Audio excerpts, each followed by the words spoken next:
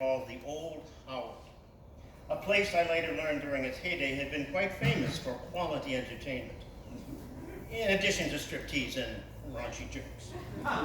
Apparently, it was like the early world of entertainment in which the 1950s era musical Gypsy was set. In short, it was a house of burlesque way past its prime.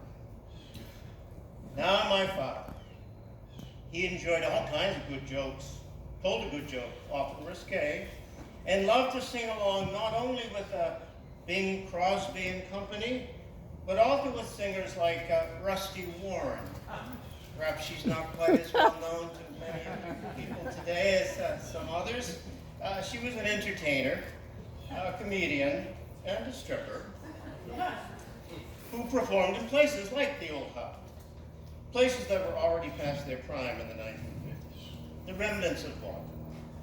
And it turns out that Rusty Warren had recorded a 75, and I can't remember if they're 75 or 76s, and I've forgotten what RPM even means.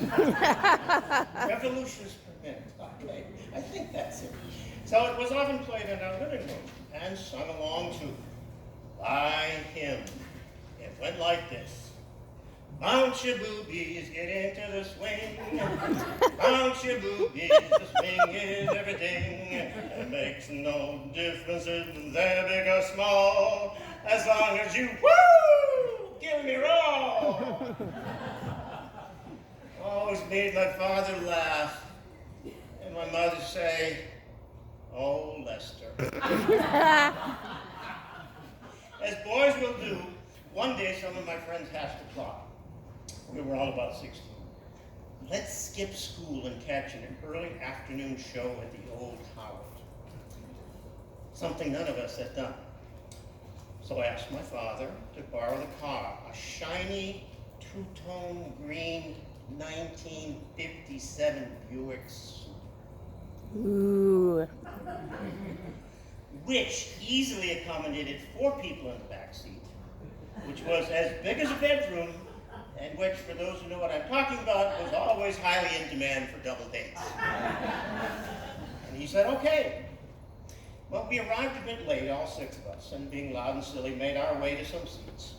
We all sat close to the stage and in the same row, with me on the aisle. Dirty joke tellers and an MC were on stage, and some strippers. Soon the MC introduced one of the featured acts. She was called Sally the Shape.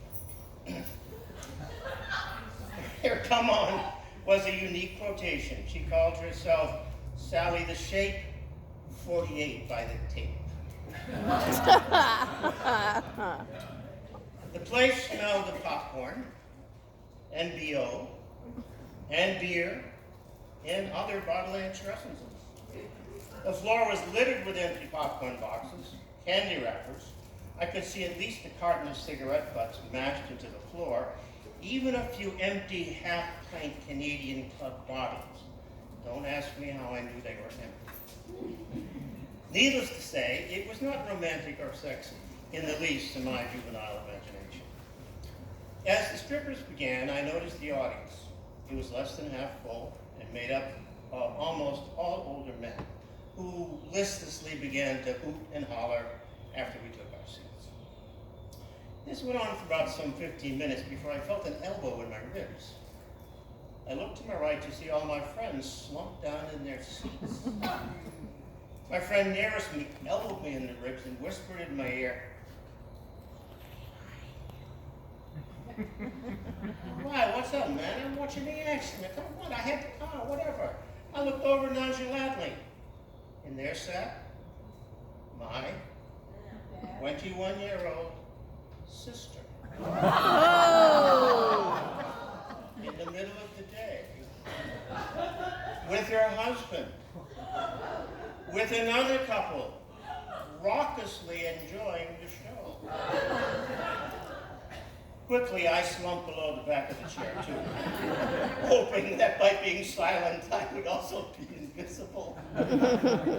As I recall, we remained enjoying the show much more silently than before, but nevertheless enjoying it and sneaking out before the lights went on. A few days later, as I was coming in from school, my father was taking the afternoon air on the third floor porch and asked me where I'd gone the other night with the car. Nowhere, was my answer. You didn't go down to the old Howard in Scully Square, did you? Oh. I said, then, stupidly curious, for some reason I said, why? Oh. He said that some of the guys at work had seen his car parked outside the old Howard and were ribbing him mercilessly about it and about how he spent his afternoon. I said, oh, okay. And I went into the apartment immediately. My sister and I, 5 years older than I am, we did not talk about this event for 50 years.